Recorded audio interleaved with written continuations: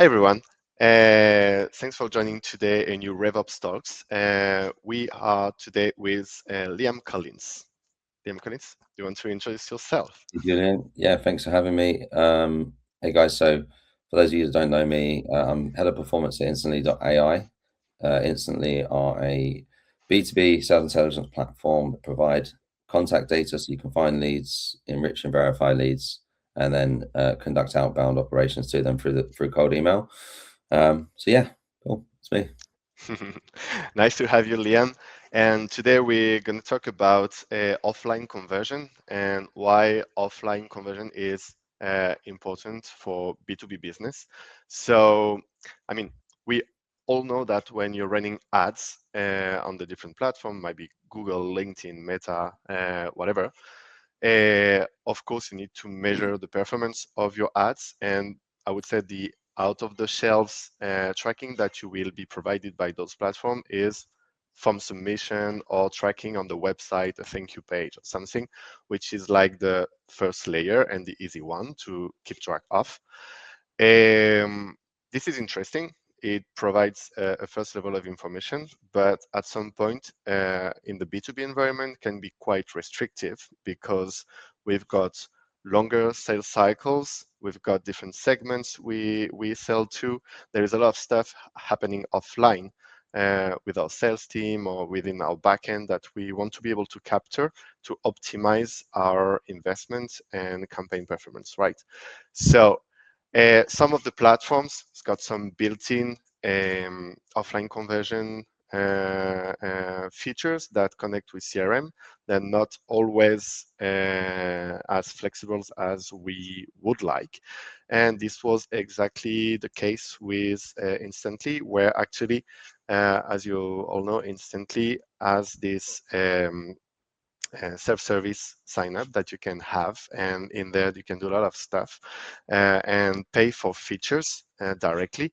So this is an interesting event that we wanted to be able to track, but which is not happening on the website, but rather on the backend. So we wanted to be able to reconciliate what's happening in the backend with the initial investment on the advertisement, right? Mhm. So yes, um, I guess this is more or less the context.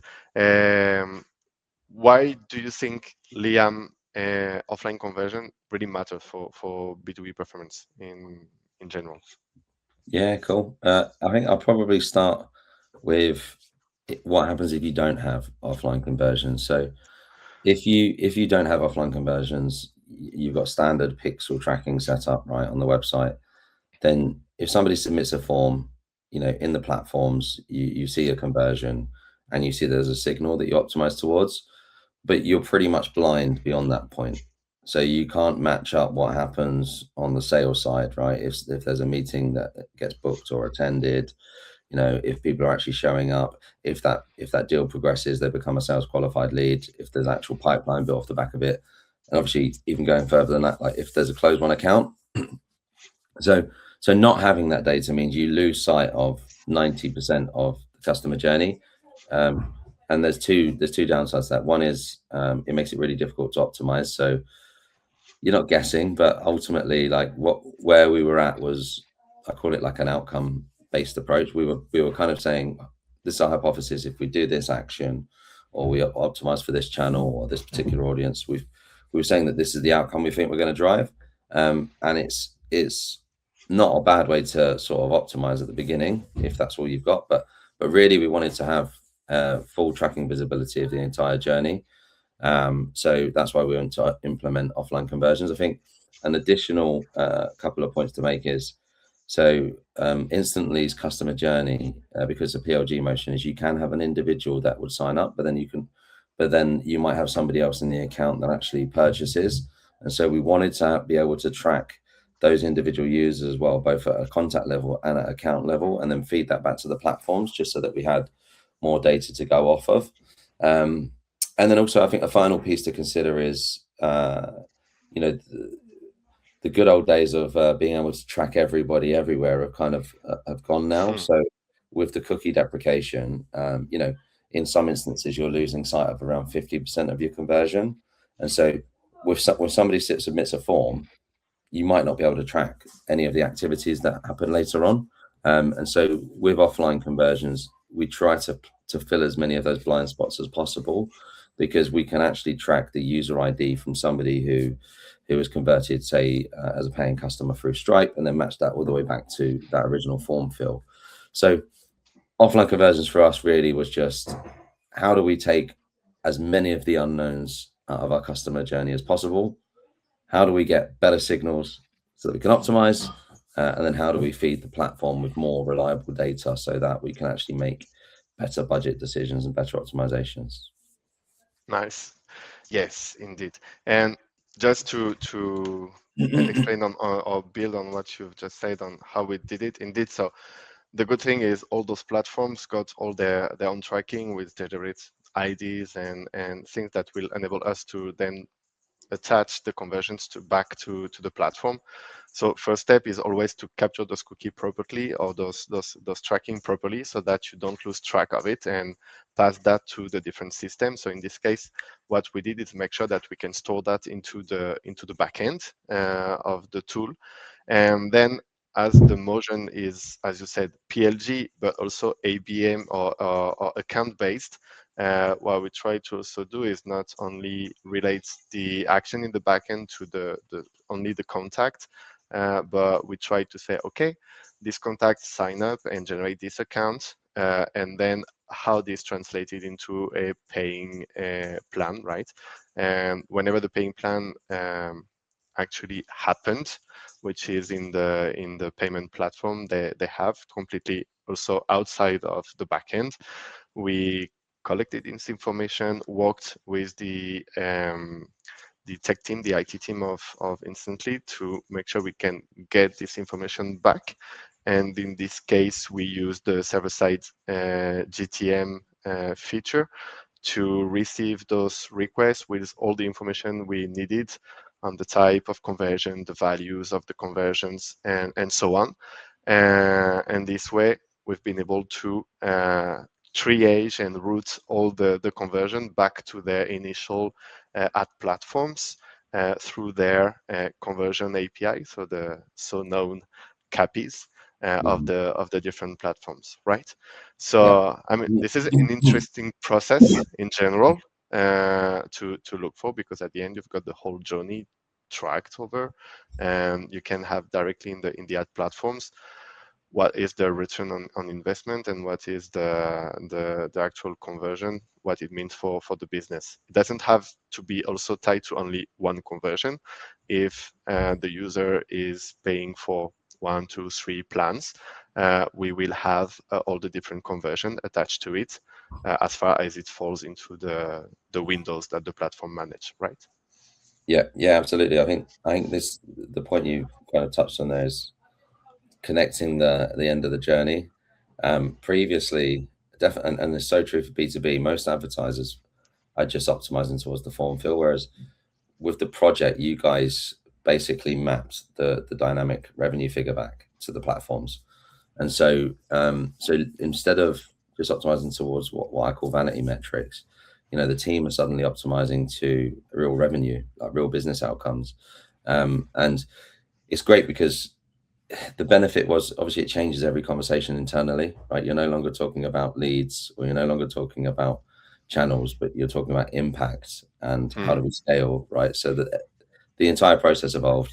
And I think another sort of thing to sort of touch on was, um, you know, when I joined, instantly, like most businesses, when they go through the early stages of growth, you work with different partners, and there's kind of lots of different tracking set up, lots of different naming conventions. And I think, Julian, you and the team did a really good job for us in standardizing all of the Hmm. tracking as well, and just making it clean. And that's been a huge benefit to us internally, because now that we have that taxonomy, everybody within the business also now speaks about, the same thing in the same way. So we're comparing apples v apples. And yeah, commercially, it's just had a really big impact. Nice. Happy to hear. And do you have, Liam, any initial results or impact that this, I would say, advanced tracking helped you to reach or to achieve? Yeah, so I think obviously the top line, the behavioral changes are really positive. Like I mentioned, we're working more in a more joined up way across the business because we have a shared understanding of what our business goals are and what the value of those goals are across the business. We have the clearest picture possible in today's world of what our customer journey looks like, and how to optimize towards that. From a media planning perspective, when I say media planning, I mean when we decide on how to deploy spend to each channel, things have become so much easier because we already knew the channels that would work. But Mhm. actually, the world we were living in before is if oftentimes if we decided to take an action, sometimes the outcome wouldn't necessarily tie up with the original hypotheses, and it made it quite difficult to have confidence in the direction of travel. But now, given that we have so much insight, we're able to be really intentional about how we test. I think again, even from a speed of execution perspective, rather than having to wait weeks or months in some cases for a result before we could demonstrate the value of the decisions we've been making. This data is being passed back almost immediately, like in real time, because obviously everything's dynamic. So we can start optimizing to deeper funnel stages, to better signals, beyond just a website visit or a click. So behaviorally, it's been revolutionary.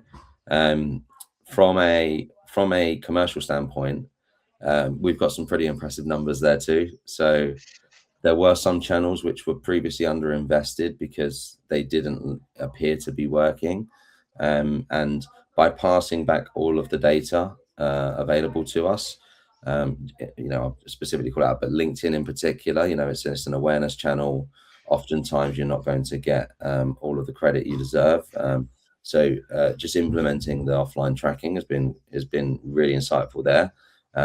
As a channel, it's helped reduce our CAC 94%, which is I've never seen anything like that before. But I think it's twofold, right? One, it's having better visibility and being able to attribute the performance better.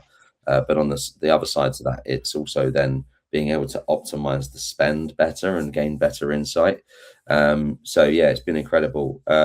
And so that's just one channel, but more top line sort of how is the business doing overall. So um, since we've been working with you guys, we've actually seen our paid media CAC come in half, like cut in half, so a 50% reduction. So we're two times more efficient at converting paying customers now than we were previously. And I think also probably worth noting that this project's happened very fast. We've only been working with you guys for around sort of, what is it, 4 months now?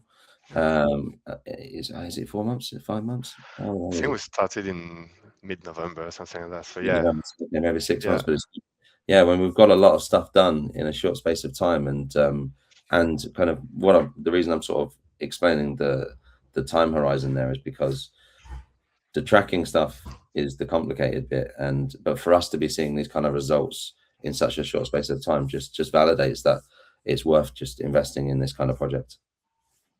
cool. Super, super nice to hear. And I think indeed it give another level of conversations and understanding of what's happening behind, give more clarity and strength, right, to marketing leaders to say, hey, this is what's really happening and where we need to put the next dollar, the next pound. So yes, cool. Thank you very much for sharing your experience, Liam. And yeah, happy to move on with more tracking topics and, and marketing enhancement. Thanks a lot for joining. No, thanks a lot, Julian. Always a pleasure. It's great working with you Bye. guys.